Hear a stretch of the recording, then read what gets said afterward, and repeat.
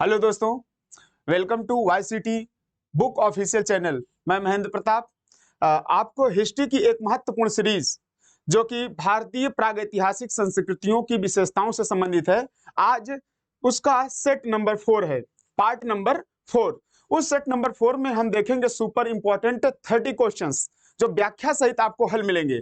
तो आप YCT book official channel को सब्सक्राइब करें, शेयर करें और कोई डाउट हो तो कमेंट करके ये बताएं कि आपको वीडियो का व्याख्यात्मक हल कैसा लग रहा है।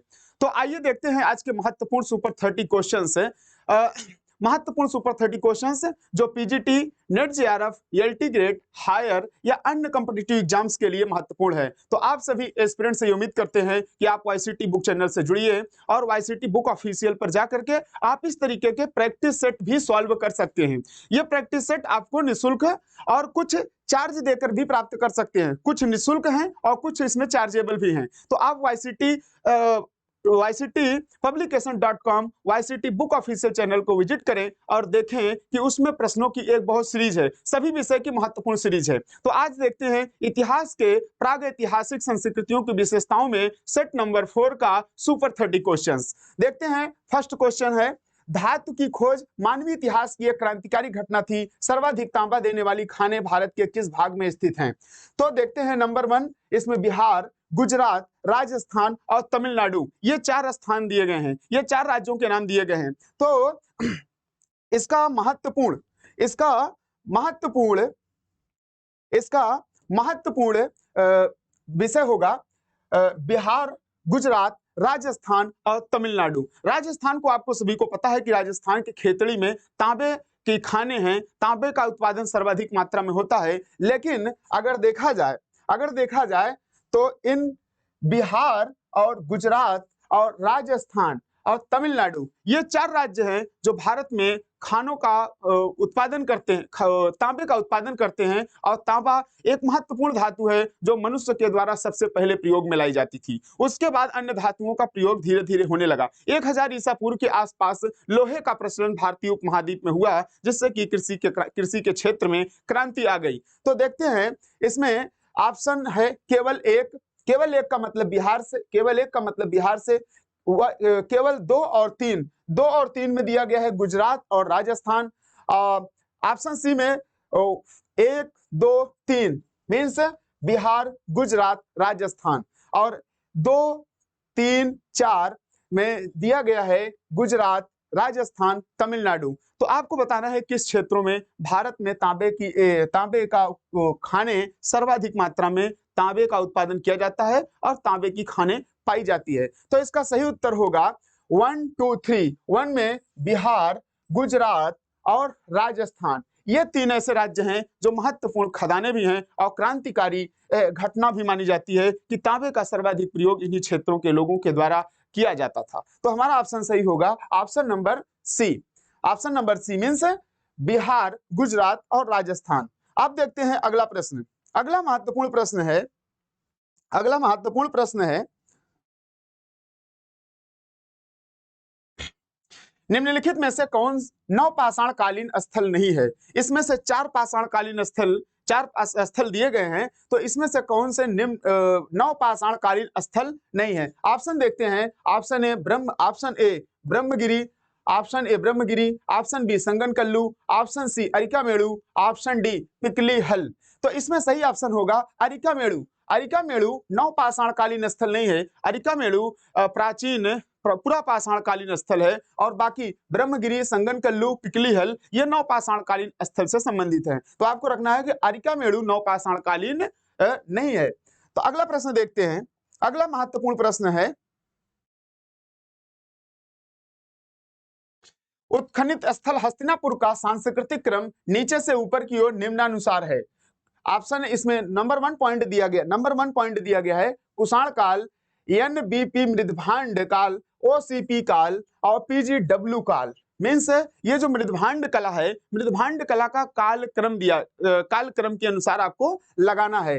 तो इसका कालक्रम के हिसाब से अगर बात करें तो कालक्रम में अगर देखें तो इस कालक्रम में सबसे पहले आता है OCP। सबसे पहले क्या आता है? सबसे पहले OCP काल। सबसे पहले क्या आता है? OCP काल आता है, जो कि तीसरे नंबर पर है, जो किस नंबर पे है, तीसरे नंबर पर है।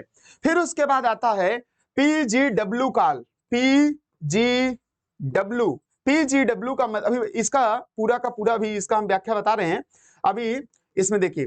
फिर उसके बाद आता है, फिर उसके बाद आता है एनपीवी, एन, इसके बाद आता है नंबर सेकंड पर है, नंबर सेकंड पर है एनबीपी,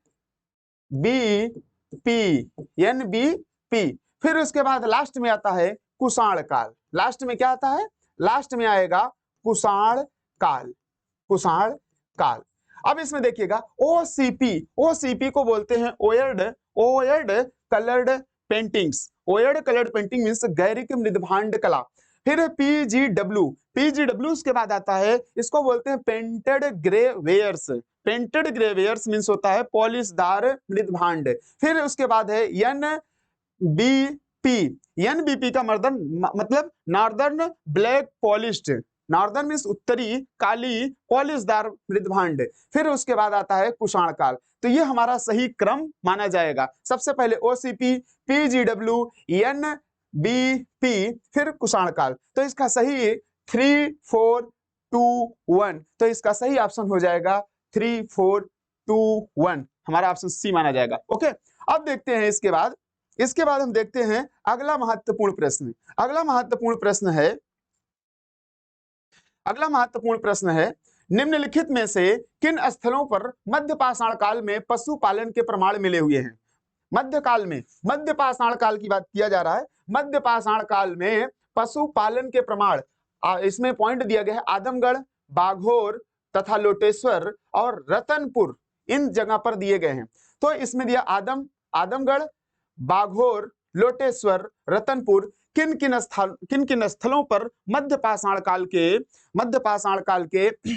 पशुपालन के प्रमाण मिले हुए हैं, कि मध्य पाषाण काल में किन किन क्षेत्रों में पशुपालन के प्रमाण प्राप्त हुए हैं, तो उसके बारे में हम बात करते हैं। तो इसका सही उत्तर होगा, इसका सही उत्तर होगा आदमगढ़, आदमगढ़ मध्य प्रदेश में, आदमगढ़ मध्य प्रदेश में। फिर उसके बाद इसका ऑप्शन होगा आदमगढ़ मध्य प्रदेश के साथ साथ बाघोर, कहां पे होगा, बाघोर। फिर उसके बाद होगा लोटेश्वर, लोटेश्वर। आदमगढ़ कहां पर है, आदमगढ़ मध्य प्रदेश में है। बाघोर कहां पर है, बाघोर राजस्थान में है। लोटेश्वर कहां पर है, लोटेश्वर गुजरात में है। इन 3 स्थानों पर मध्य पाषाण काल में पशुपालन के प्रमाण मिले हुए हैं। तो देखते हैं अगला प्रश्न। अगला प्रश्न है, अगला प्रश्न है, सूची फर्स्ट के विषय को सूची सेकंड से सुमेलित कीजिए और इसमें सही उत्तर का, कूट के द्वारा सही उत्तर का पता लगाइए। तो सूची वाले प्रश्न आते हैं, तो सूची वाले प्रश्न आप लोग उससे घबराएं नहीं, वो बड़ा नहीं होता है, लेंदी नहीं होता है, बस उसमें धैर्य के साथ आपको सही विकल्प चुनने की कोशिश करना चाहिए और वे जरूर सही हो जाते हैं। ज्यादातर सूची वाले प्रश्न सही हो जाते हैं क्योंकि उसमें एक आइडिया मिल जाता है कि किसमें किसमें इसका मिलान होगा, कौन सा नहीं मिलेगा, कौन सा मिलेगा। तो इस प्रकार से आप कोशिश करेंगे तो सूची वाले प्रश्न, कूट वाले प्रश्न आपसे गलत नहीं होंगे। तो देखते हैं इसमें सूची क्या है। सूची, इसमें सूची में दिया गया है, एक तरफ दिया गया है पुरावशेष, एक तरफ दिया गया है इसमें पुरावशेष और दूसरी तरफ दिया गया है प्राप्ति स्थान।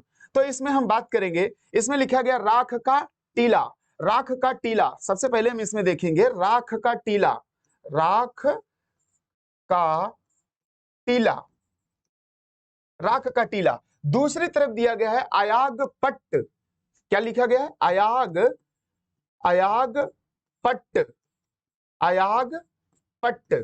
फिर उसके बाद है एक दशामुखी बोधिसत्व, एक दशामुखी, एक दशामुखी, एक दशामुखी बोधिसत्व, बोधिसत्व की मूर्ति है इसमें। फिर उसके बाद है प्रस्तर धातु, प्रस्तर धातु, क्या लिखा गया उसके बाद, प्रस्तर धातु, पत्थरों की धातु की मंजूषाएं, ये किन किन क्षेत्रों से प्राप्त हुए हैं। तो इसमें हम देखेंगे, इसमें हम देखेंगे अगर, तो इसमें सबसे पहले अगर बात करें तो जो राख का टीला मिला हुआ है, ये राख का टीला आपको मिलेगा उतनूर से। कहां से मिलेगा, उतनूर। कहां पर है, उतनूर। उतनूर तमिलनाडु की एक प्रमुख स्थल है, वहां से राख के टीले प्राप्त हुए हैं। तो इस तरीके से हमारा ये राख का टीला वाला ऑप्शन सही होगा। आयागपट्ट, आयागपट्ट की बात करें तो आयागपट्ट में हम देखेंगे, आयागपट्ट में देखेंगे तो ये मथुरा से प्राप्त हुआ है। कहां से प्राप्त हुआ है? मथुरा से प्राप्त हुआ है। फिर उसके बाद एक दशामुखी बोधिसत्व, एक दशामुखी बोधिसत्व ये कन्हेरी की गुफाओं से मिला हुआ है। कन्हेरी मध्य प्रदेश में ये गुफा है, कन्हेरी की गुफा, कन्हेरी गुफा से ये मिला हुआ है। ठीक, उसके बाद है प्रस्तर धातुएं, प्रस्तर धातु जो मंजूषाएं हैं, प्रस्तर धातु की जो पत्थरों की धातु की पत्थर और धातुओं से मिक्स होकर के कुछ मूर्तियां बनाई गई हैं, उसका उसका महत्वपूर्ण स्थल आपको मिलेगा सांची से। कहां से मिलेगा? सांची, सांची मध्य प्रदेश में है, वहां से मिलेगा। अब इसका हम कूट देखते हैं, तो इस कूट में अगर देखेंगे तो ये है ए, ये है बी, ये है सी, ये है डी। तो ए का संबंध, ए का संबंध किससे है? ए का संबंध इसमें है 4 से। किससे है? 4 से। बी का संबंध किससे है? सेकंड से है। और सी का संबंध किससे है? फर्स्ट से है। और डी का संबंध इसमें किससे है? थर्ड से है। तो 4 2 1 3, 4 2 1 3, ये हमारा बी ऑप्शन सही हो जाएगा। ओके, अब देखते हैं महत्वपूर्ण महत्वपूर्ण अगला प्रश्न, महत्वपूर्ण अगले प्रश्न की तरफ देखते हैं। पालतू भैंस का प्राचीनतम साक्ष्य भारतीय उपमहाद्वीप में कहां से प्राप्त होता है? पालतू भैंस, किसकी बात किया जा रहा है? पालतू भैंस का प्राचीनतम साक्ष्य भारतीय उपमहाद्वीप में कहां से प्राप्त होता है? तो भारतीय उपमहाद्वीप में अगर देखें तो मेहरगढ़ से प्राप्त होता है। कहां से प्राप्त होता है? मेहरगढ़ से। पालतू भैंस का प्राचीनतम साक्ष्य मेहरगढ़ से प्राप्त होता है। अब देखते हैं और भी, अगर देखें मोहनजोदड़ो, अगर सिंधु घाटी सभ्यता की बात करें तो मोहनजोदड़ो में तमाम प्रकार की बिल्डिंग है, चाहे उसमें नर्तकी की मूर्ति हो, चाहे उसमें स्नानागार हो, चाहे उसमें कब्रिस्तान उच्च संस्कृति का मैटर हो, या उसमें स्नानागार हो, या उसमें अन्नागार हो, इस तरीके से मोहनजोदड़ो से प्राप्त हुए। धौलावीरा से देखेंगे तो जलाशय प्राप्त हुआ है। क्या प्राप्त हुआ? जलाशय, स्टेडियम प्राप्त हुआ है। और धौलावीरा को 3 नगरों में बांटकर बताया गया है कि उच्च नगर, निम्न नगर और मध्यम नगर, इस तरीके से। राखीगढ़ी, राखीगढ़ी अगर देखा जाए तो राखीगढ़ी में भी महत्वपूर्ण साक्ष्य मिले हुए हैं, जिसमें से अगर देखा जाए तो इसमें इस राखीगढ़ी में ये राजस्थान में पाया गया है। ये राखीगढ़ी महत्वपूर्ण साइट है, इसमें भी अन्य प्रकार के पुरातात्विक स्थल मिले हैं। इसको सिंधु वाली सभ्यता में हम जब डिटेल में बात करेंगे तो उसमें से हम सभी साइट पर एक एक करके हम सभी में बात करेंगे। ठीक है, देखते हैं अगला महत्वपूर्ण प्रश्न। अगला महत्वपूर्ण प्रश्न है आपके सामने, सिंधु सभ्यता के लोग किस देवता की पूजा करते थे? सिंधु सभ्यता के लोग किस? पशुपति, कृष्ण, वरुण, विष्णु। तो इसका सही ऑप्शन हो जाएगा पशुपति की पूजा करते थे। किसकी पूजा करते थे? पशुपतिनाथ की। पशुपतिनाथ की एक मूर्ति प्राप्त हुई है, जिससे यह अनुमान लगाया जाता है कि पशुपतिनाथ उनके प्रमुख देवता थे और उनकी पूजा करते थे। और साथ ही साथ वहां पर मातृ देवी की भी मूर्ति प्राप्त हुई है, पुजारी की प्रस्तर प्रतिमा प्राप्त हुई है। तो ऐसे स्थलों से, ऐसे वस्तुओं से, अवशेषों से यह अनुमान लगाया जाता है कि इस प्रकार का धार्मिक जीवन वहां पर था। ठीक, और देखते हैं बाकी इसमें देखेंगे, अगर कृष्ण है, वरुण है और विष्णु है, इनकी पूजा आगे चल करके सिंधु सभ्यता के बाद वैदिक काल में कृष्ण, वरुण और विष्णु की पूजा वैदिक काल में ज्यादा प्रचलन में आती है। लेकिन पशुपतिनाथ का जो साक्ष्य है वे सिंधु घाटी के क्षेत्र में मिले हैं। आगे देखते हैं अगला प्रश्न। अगला प्रश्न है पूर्व पाषाण युग के लोगों का प्रमुख उद्यम क्या था? पूर्व पाषाण युग की बात करें तो पूर्व पाषाण युग के लोगों का प्रमुख उद्यम मींस व्यवसाय, प्रमुख व्यवसाय क्या था? इसमें दिया गया है शिकार, कृषि, पशुपालन, उपरोक्त में से कोई नहीं। तो पूर्व पाषाण काल की बात करें तो इसमें सबसे प्रमुख उद्यम था शिकार।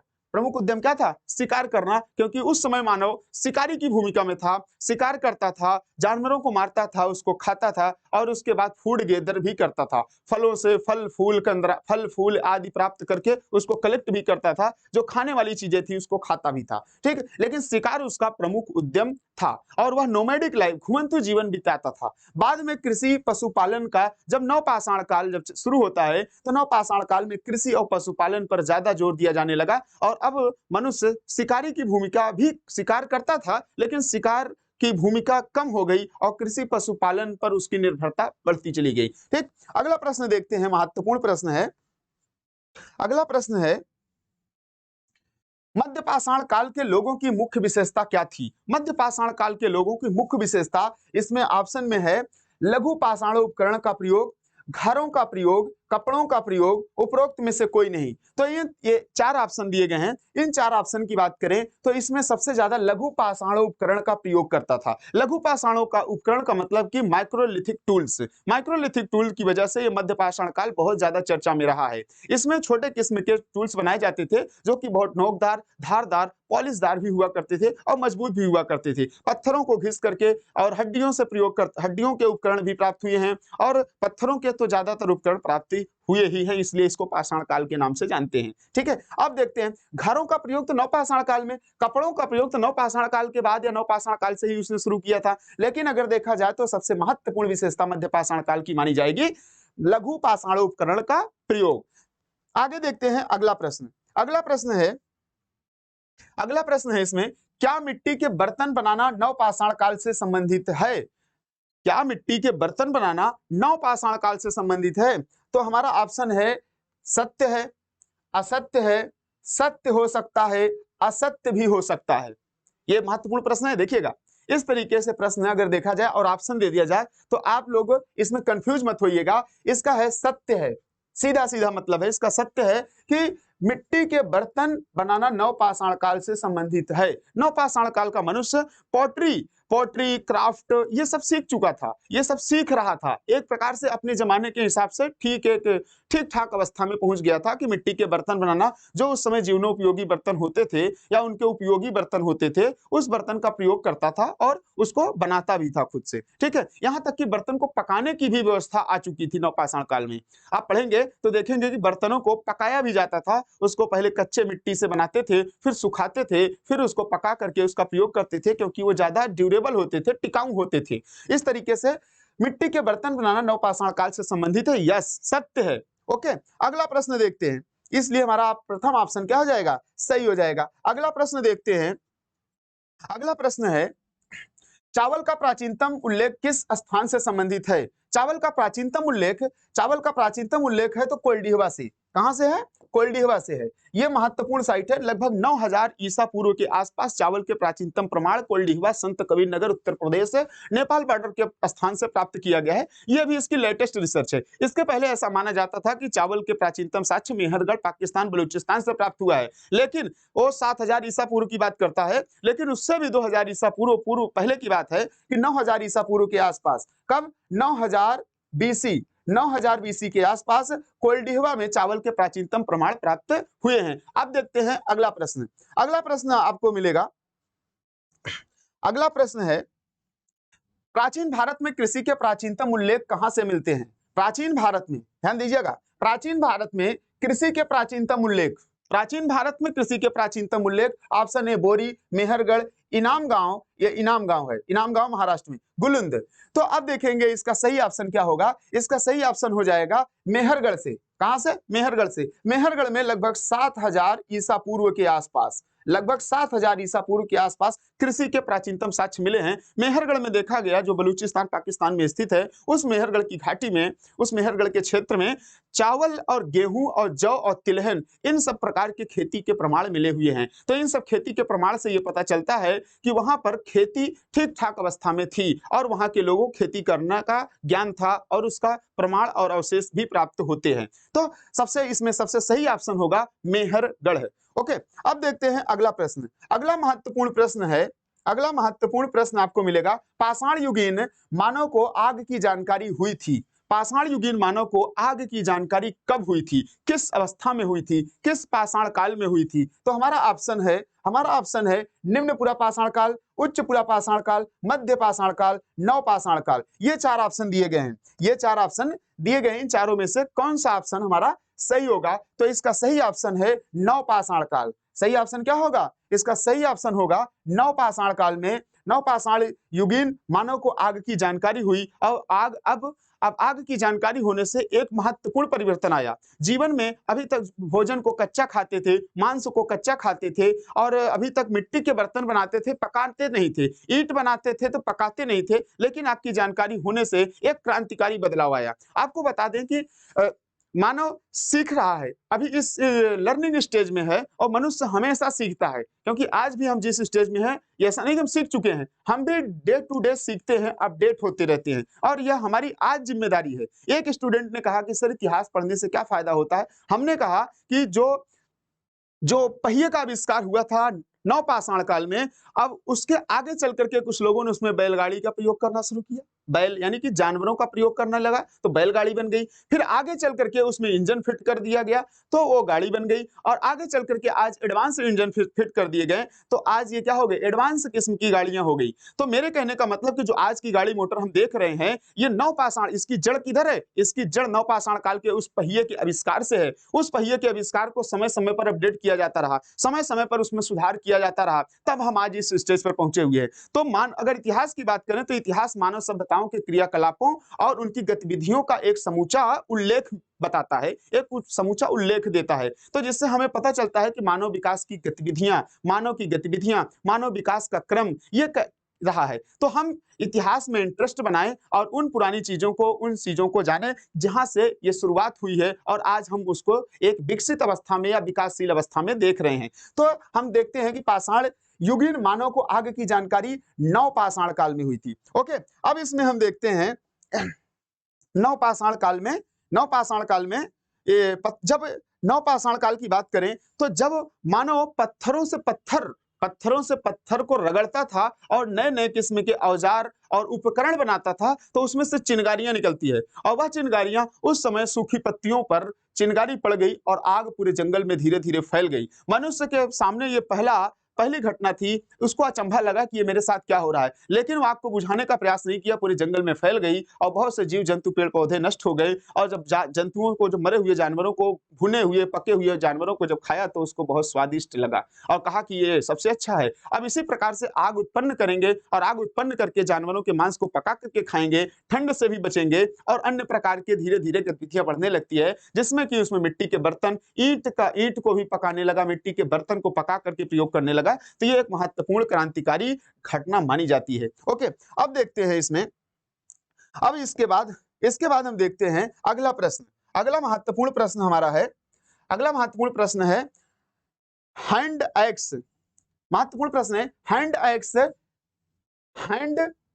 हैंड एक्स मींस कुल्हाड़ी और क्लीवर का मतलब होता है जो छेद करने के औजार होते हैं, उपकरण होते हैं। उसमें आदि उपकरण किस पाषाणकालीन परंपरा के परिचायक हैं? किस पाषाणकालीन परंपरा के परिचायक बताए जा रहे हैं? तो हैंड एक्स मींस कुल्हाड़ी और क्लेवर का मतलब नोकदार एक ऐसा होता है जो छेद कर सकते हैं या उसको हम जानवरों को मारने में सहायता मिल सकती है, तो ऐसे प्रकार के क्लीवर का प्रयोग किया गया। तो इसका संबंध किस काल से है? इसका संबंध हम देखते हैं पूरा पाषाण काल, निम्न पूरा पाषाण काल, मध्य पाषाण काल और नव पाषाण काल। ये 4 ऑप्शन हमारे सामने दिए गए हैं कि कुल्हाड़ी का संबंध, क्लीवर का संबंध किस काल से है? तो इसका संबंध है निम्न पूरा पाषाण काल से। किधर से है? निम्न पूरा पाषाण काल से है। निम्न पूरा पाषाण काल का मानव इन औजारों का, उपकरणों का प्रयोग करना जानता था और इसका बहुतायत प्रयोग भी होता था। ओके, अब देखते हैं अगला प्रश्न। अगला महत्वपूर्ण प्रश्न हमारे सामने है। भारतीय प्रागैतिहास के जनक थे। भारतीय प्रागैतिहास के जनक, मैंने उस दिन बताया था कि भारतीय प्रागैतिहास के जनक इसमें रॉबर्ट ब्रूसफुट को माना जाता है। रॉबर्ट ब्रूसफुट ने सबसे पहली बार 1863 के आसपास इन्होंने दक्षिण भारत में अतिरपक्कम में और पल्लवरम में कुल्हाड़ी और हैंड एक्स, एक कुल्हाड़ी और जिसको हैंड एक्स बोलते हैं, उसकी खोज की थी और वह पत्थर की बनी हुई थी। तो इससे ये पता चला। और इसके बाद रॉबर्ट ब्रूसफुट ने प्रागैतिहासिक के क्षेत्र में अन्य कार्य भी किए और उसके बाद अलेक्जेंडर कनिंघम, जॉन मार्शल, उसके बाद भारतीय पुरातत्व और अंग्रेज भी इसमें शामिल रहे। और 1904-5 के आसपास लॉर्ड कर्जन ने जब पुरातत्व विभाग की स्थापना किया तो इसके बाद ये पुरातत्व के क्षेत्र में बहुत तेजी से कार्य होने लगा, जिसकी सबसे महत्वपूर्ण परिणति हमें सिंधु घाटी सभ्यता की खुदाई से संबंधित देखने को मिलती है। तो इसमें अगर देखा जाए तो रॉबर्ट ब्रूसफुट सबसे महत्वपूर्ण आर्कियोलॉजिस्ट है। Robert Bruce Foote was the first archaeologist and called the father of archaeologist in India. Okay, देखते हैं अगला प्रश्न। अगला प्रश्न है हमारा, अगला महत्वपूर्ण प्रश्न है ब्लेड ब्यूरिन प्रकार के उपकरण निम्नलिखित में से किस परंपरा के परिचायक लक्षण हैं? ब्लेड प्यूरिन किसकी बात कर रहा है? ब्लेड। ब्लेड का मतलब धारदार किस्म के उपकरण या औजार। धारदार इस उपकरण ये किस काल के या किस परंपरा के परिचायक हैं? तो इसमें ऑप्शन में लिखा गया उच्च पूर्व पाषाण काल, उच्च पूर्व पाषाण काल, मध्य पूर्व पाषाण काल, मध्य पाषाण काल और नव पाषाण काल। अगर हम इसमें देखें तो ब्लेड ब्लेड प्यूरिन प्रकार के उपकरण किस परंपरा के परिचायक रहे हैं? तो इसका सही उत्तर हो जाएगा उच्च पूर्व पाषाण काल से संबंधित है। किससे है? उच्च पूर्व पाषाण काल, क्योंकि वो जो हड्डियों से और जो पत्थरों को रगड़ करके पॉलिश्ड करके जो उसको धारदार बनाते थे, तो ब्लेड प्यूरिन का संबंध उस प्रकार के उपकरण से है। ओके, अब देखते हैं अगला प्रश्न। अगला महत्वपूर्ण प्रश्न है इसमें, आभूषणों से युक्त मध्य पाषाणिक मानव समाधियां प्राप्त हुई हैं। आभूषणों से युक्त, आभूषण एक ऐसी समाधि मिली हुई है जिसमें आभूषण रखा गया है, आभूषण को पहनाया गया है। तो उस आभूषणों से युक्त मध्य पाषाणिक मानव समाधियां किस स्थान से प्राप्त हुई हैं? ऑप्शन है भीमबेटका, बाघोर, महदहा, सराय नाहर राय। तो इसका सही ऑप्शन हो जाएगा मादहा से। कहां से? महदहा। महदहा साइट प्रतापगढ़ क्षेत्र में पाई जाती है और यह आभूषणों से युक्त मध्य पाषाणिक मानव समाधि के अवशेष मिले हुए हैं, जिसमें बताया जाता है कि मध्य पाषाण काल के मानव में आभूषण पहना करके दफनाया गया था। और इससे यह भी एक जानकारी मिलती है कि लाइफ आफ्टर डेथ मीन्स पुनर्जन्म का विश्वास मध्य पाषाण काल के लोगों ने, उसमें अगर देखा जाए तो होमो निएंडरथल मानव जो कि मृतकों को सम्मान दिया करता था, वह मृतकों को उसके साथ उसके जीवन की उपयोगी वस्तुओं को रख देता था। ऐसा माना जाता था कि मृत्यु के बाद भी जीवन होगा, अर्थात पुनर्जन्म होगा, इस तरीके से उसका उपयोग किया जाएगा। आज भी इस तरीके की परंपराएं देखने को मिलती रहती हैं। ओके, हम देखते हैं अगला प्रश्न। अगला महत्वपूर्ण प्रश्न है, खाद्य उत्पादन परक अर्थव्यवस्था संबंधित है। खाद्य उत्पादन परक अर्थव्यवस्था किससे संबंधित है?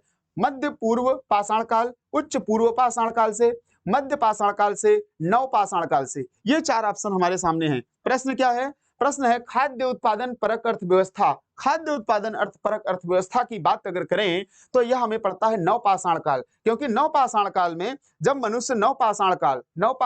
जब मनुष्य कृषि कार्य शुरू करता है तो वह उत्पादन की भूमिका में आ जाता है। उत्पादन होने की वजह से जो उसके पास अधिशेष बचता है और वह अर्थव्यवस्था का रूप ले लेती है, मीन्स व्यवसाय का रूप ले लेती है। अब वह दूसरों की मदद करने लगा, दूसरों तक वह भोजन अधिशेष देने लगा, जिससे कि अर्थव्यवस्था का जन्म होने लगा। यहीं से अर्थव्यवस्था का जन्म दिखाई पड़ता है और यह खाद्य उत्पादन से शुरुआत होती है। तो इसका रूट कहां पर है? नव पाषाण काल। नव पाषाण काल में कृषि के कार्य करने से जब उत्पादन की भूमिका में आ गया, अधिशेष बचने लगा तो अन्य मनुष्यों को देने लगा, जिससे कि व्यापार और अर्थव्यवस्था का जन्म होता है। ठीक, अब हम अगला प्रश्न देखते हैं। अगला महत्वपूर्ण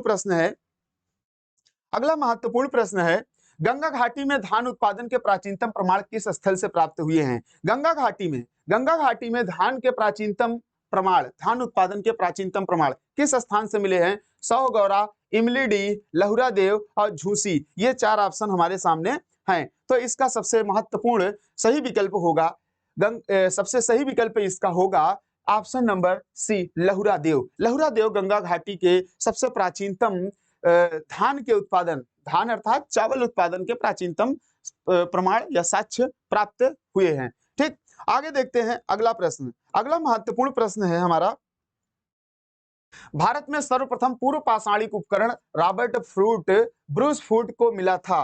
रॉबर्ट ब्रूस फूट को कौन सा पूर्व पाषाणिक उपकरण प्राप्त हुआ था? पूर्व पाषाणकालीन उपकरण कौन सा? पूर्व पाषाणकालीन अभी मैंने डिस्कस किया था, इसमें किस समय मिला था? तो अगर देखेंगे इसमें 1860 में, 1863 में, 1873 में, 1878 में। तो इसका सही उत्तर होगा 1863 में। कब? 1863 में रॉबर्ट ब्रूस फूट ने सबसे पहले पूर्व पाषाणकालीन उपकरण खोज निकाला था। अतिरपक्कम और पल्लवरम नामक स्थान तमिलनाडु जो दक्षिण भारत में पड़ता है वहां से। ओके, अब देखते हैं अगला महत्वपूर्ण प्रश्न। अगला महत्वपूर्ण प्रश्न है भारतीय उपमहाद्वीप में धान की खेती के प्राचीनतम पुरातात्विक साक्ष्य प्राप्त हुआ है किस स्थान से? कश्मीर के बुर्ज होम, बिहार के चिनाब, गुजरात के लोथल, उत्तर प्रदेश के कोइलडिहवा से। तो हमें उत्तर प्रदेश के कोइलडिहवा में लगभग 9000 ईसा पूर्व 9000 ईसा पूर्व के आसपास 9000 ईसा पूर्व के आसपास इसके पुरातात्विक प्रमाण ये मिलते हैं कि धान की खेती यहाँ पर होती थी, अर्थात चावल का उत्पादन यहाँ पर होता था। ओके, अगर हम कश्मीर के बुर्ज होम की बात करें तो इसमें गर्त आवास मिले हुए हैं। अगर बिहार के चिरांद की बात करें तो इसमें झोपड़ियों के साक्ष्य मिले हुए हैं। और गुजरात के लोथल में बात करें तो हड़प्पा कालीन महत्वपूर्ण संस्कृति है, जिसमें कि बंदरगाह भी मिला हुआ है, गोदीबाड़ा के साक्ष्य मिले हुए हैं। हाँ, तो इस तरीके से इंटरनल और एक्सटर्नल व्यापार भी हुआ करते थे। तो उत्तर प्रदेश के कोइलडिहवा में चावल के या धान के प्राचीनतम पुरातात्विक प्रमाण प्राप्त हुए हैं। तो हमारा उत्तर क्या होगा? कोइलडिहवा। हमारा उत्तर क्या होगा? कोइलडिहवा। अगला प्रश्न देखते हैं। अगला महत्वपूर्ण प्रश्न है, प्रागैतिहास के अध्ययन का विषय है। प्रागैतिहासिक जो अध्ययन है उसका महत्वपूर्ण विषय क्या है? निरक्षर समाजों का इतिहास, साक्षर समाजों का इतिहास, सभ्य समाज का इतिहास, नगरीय समाज का इतिहास। अब इसमें देखिएगा, नगरीय समाज का इतिहास बिल्कुल नहीं हो सकता है, क्योंकि प्रागैतिहासिक काल में नगर नहीं थे। सभ्य समाज, उसमें मनुष्य सभ्य भी नहीं हो चुका था। साक्षर, अभी साक्षर भी नहीं था। तो क्या बच रहा है? निरक्षर समाजों का इतिहास। प्रागैतिहासिक काल का विषय है निरक्षर समाजों का इतिहास। उस समय मनुष्य लिखना पढ़ना नहीं जानता था। फिर उसके बाद का जो समय आता है प्रागैतिहासिक काल, इसमें अगर हम बात करें तो आप लोगों को पता होगा सबसे पहला स्टेज है हमारा प्रागैतिहासिक काल। क्या है? प्रागैतिहासिक काल है। दूसरा हमें मिलता है आद्य ऐतिहासिक काल। क्या मिलता है? आद्य ऐतिहासिक। फिर उसके बाद तीसरा मिलता है हमें ऐतिहासिक। तीसरा हमें क्या मिलता है? ऐतिहासिक काल। तो प्रागैतिहासिक काल की बात करें, नंबर 1 पर प्रागैतिहासिक काल की बात करें तो इस प्रागैतिहासिक काल में मनुष्य लिखना पढ़ना बिल्कुल नहीं जानता था। और आद्य ऐतिहासिक की बात करें तो लिखना पढ़ना जानता था, लेकिन उसकी लिखी पढ़ी गई बातें हमें नहीं समझ में आती है। उसको जैसे सिंधु घाटी सभ्यता में लिखी गई लिपियों को अभी तक किसी ने पढ़ा नहीं है। ओके, ऐतिहासिक काल की बात है जिसमें मनुष्य लिखना पढ़ना जानता था, और आज का मनुष्य उस लिखी पढ़ी हुई चीजों को समझ सकता है, पढ़ सकता है। तो इसका संबंध इससे है। तो ये 3 महत्वपूर्ण प्रारंभिक इतिहास के 3 महत्वपूर्ण चरण बताए गए हैं। ओके, हम देखते हैं अब अगला प्रश्न। अगला महत्वपूर्ण प्रश्न है, हथनौरा में पूर्व पाषाणिक मानव के जीवाश्मों की खोज की गई थी। हथनौरा की बात की जा रही है इसमें। तो हथनौरा में पूर्व पाषाणिक मानव के जीवाश्मों की खोज किसने की थी? एच.डी. संकालिया द्वारा, ए.के. सोनाकिया द्वारा, बी.बी. लाल द्वारा, जी.आर. शर्मा द्वारा। तो इसका सही उत्तर होगा ए.के. सोनाकिया द्वारा। ए.के.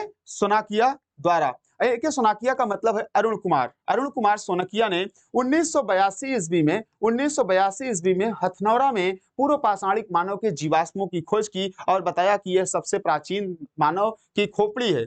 सबसे प्राचीन मानव के अवशेष को बताया, इसने साबित भी किया, और यह एक महत्वपूर्ण साक्ष्य माना जाता है। ओके, अब देखते हैं अगला प्रश्न। अगला प्रश्न है हमारा, फसल काटने का आयताकार पाषाण उपकरण harvester.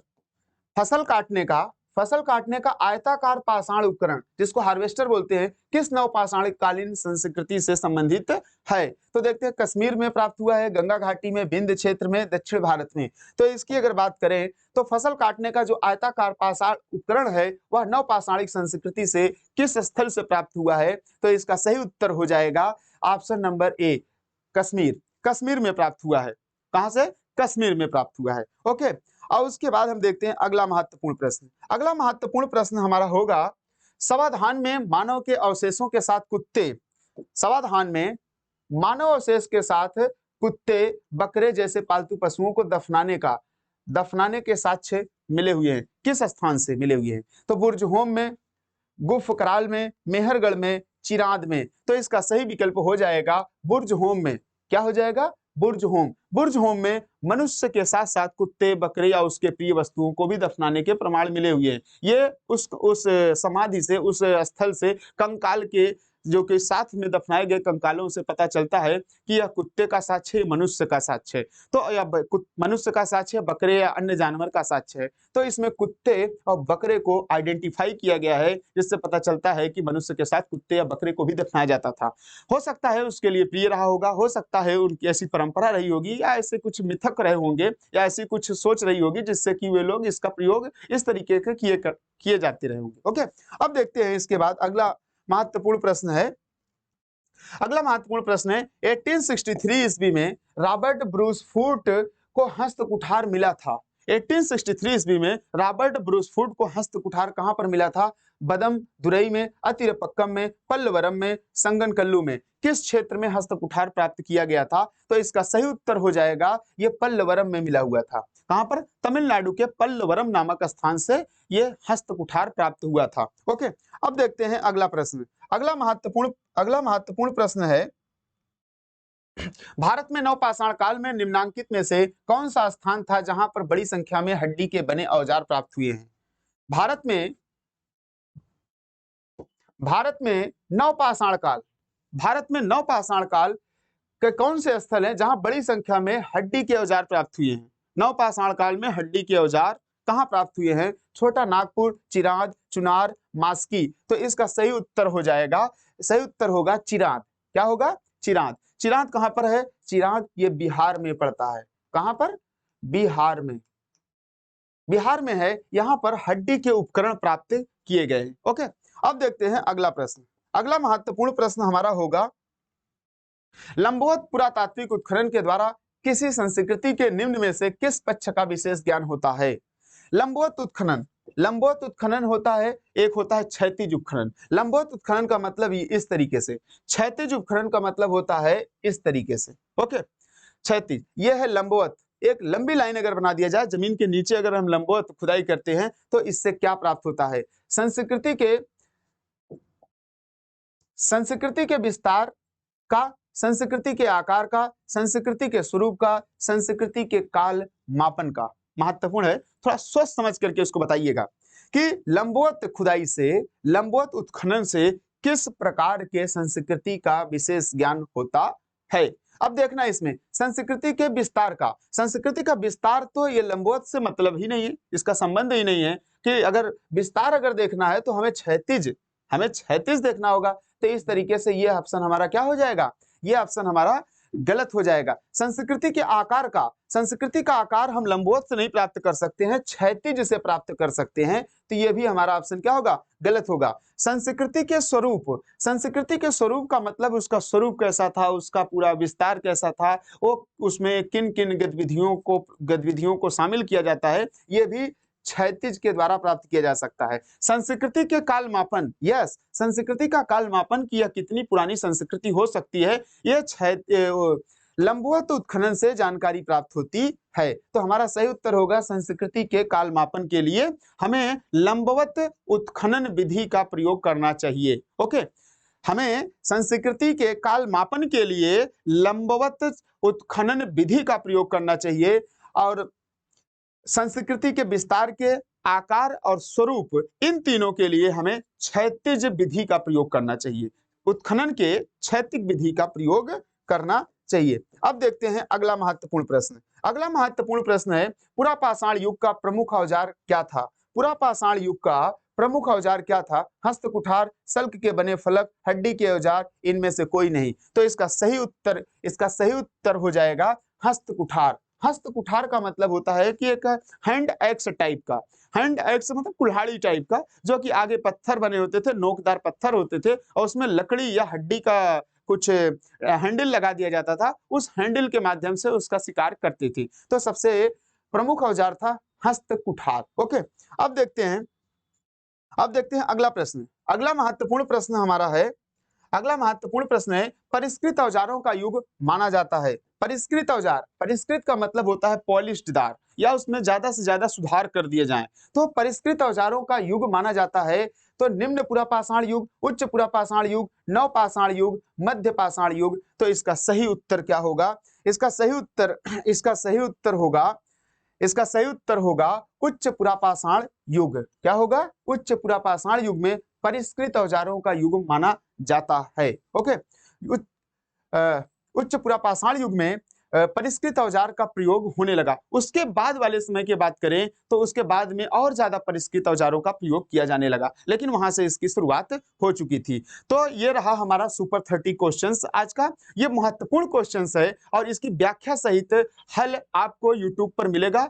YCT book official channel पर आप लोगों का पुनः बहुत बहुत स्वागत है। और शेयर करें, सब्सक्राइब करें, कमेंट करें और व्याख्या सहित आप हल बताएं कि किस प्रकार के वीडियोज मिल रहे हैं और कंटेंट कैसा है। इसी प्रकार के क्वेश्चंस को सॉल्व करने के लिए yctpublication.com या yct बुक ऑफिशियल चैनल को विजिट कर सकते हैं और उसमें विभिन्न विषयों के प्रश्नों का एक बहुत महत्वपूर्ण प्रश्नों का संकलन और श्रृंखला आपको मिलेगी, जिससे कि आपके तैयारी को एक बूस्टर डोज मिलेगा। आप विभिन्न प्रकार के जो एग्जाम दे रहे हैं, जीएस में हर प्रकार के व्याख्या सहित हल और प्रश्नों का एक महत्वपूर्ण संकलन है। उस संकलन का ज्यादा से ज्यादा बेनिफिट लीजिए और लोगों को शेयर करिए और सजेस्ट करिए। और कोई भी एग्जाम में एक त्वरित रिवीजन के लिए भी महत्वपूर्ण है, क्योंकि हम अगर कोई भी एग्जाम देने जा रहे हैं, अगर हमारे पास है तो हम उसका बेनिफिट अवश्य लें और दूसरों को भी बताएं।